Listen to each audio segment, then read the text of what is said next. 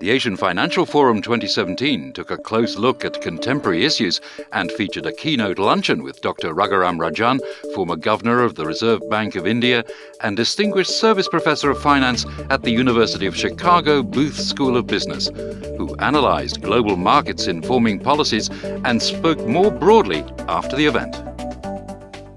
Dr. Rajan, thank you very much indeed for joining us. And now looking at the US economy, because that seems to be riding the whole wave at the moment, do you see the American economy really progressing much better than 2016 and indeed more than anyone expects?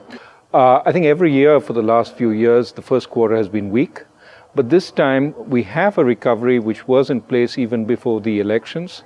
Post-elections, there's some euphoria about the possibility of deregulation in some industries, about a fiscal boost, lower taxes, maybe a new tax code, all of which is giving some optimism to the markets and to certain segments of industry. So short run, probably we're in for stronger growth. There is what people call this anti-globalisation feeling across the world with Brexit and with the voting in of Donald Trump as President of the United States. Now, is that kind of thing going to be a real damper on the world economy as you see it? The question is what happens in the medium term. And that is where the policies of the new administration matter a lot. The kinds of people who have been appointed to various positions have a record of being, to some extent, anti-trade. Not all of them, but some of them.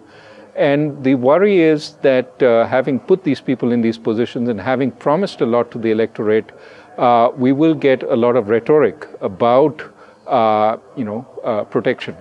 And the question is how much this translates to actual action. And I worry that you can't keep talking without actually acting. Somebody is going to call your bluff.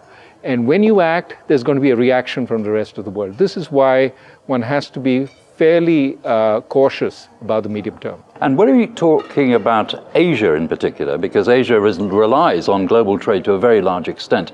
Do you see that's going to be a moot point in 2017 as to what happens? Absolutely. For one, investment into the emerging markets, Asian emerging markets, is going to be somewhat constrained by the view, what are the tariffs going to be? Already the tax code has a effective tax on imports while favoring exports. So what is the net effect of all this? Of course, there'll be exchange rate adjustments also. The dollar will strengthen in response to some of the protectionism. But the question is, do the Asian economies have as much of a competitive advantage? And how much does it translate to non-price actions, quantitative actions? You must produce thus and such amount in the US to be able to sell.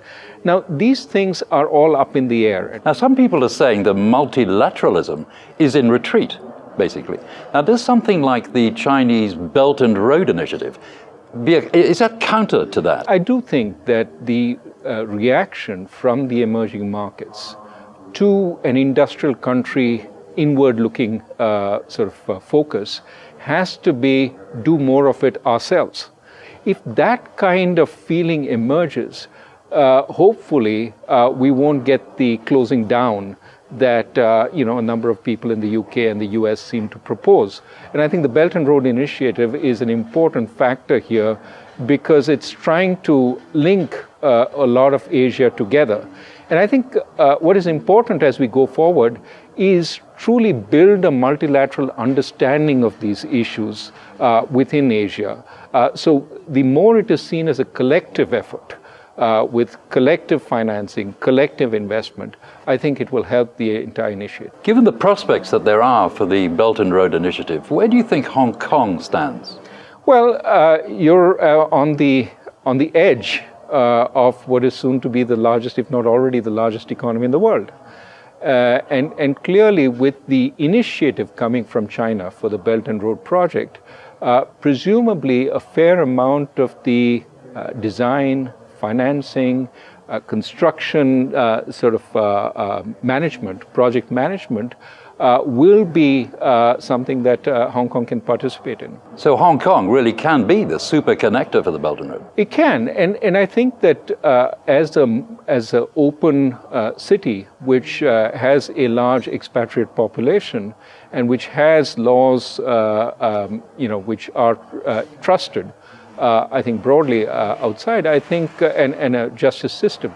I think all this is part and parcel of creating large infrastructure projects, and I think it could play a major role there.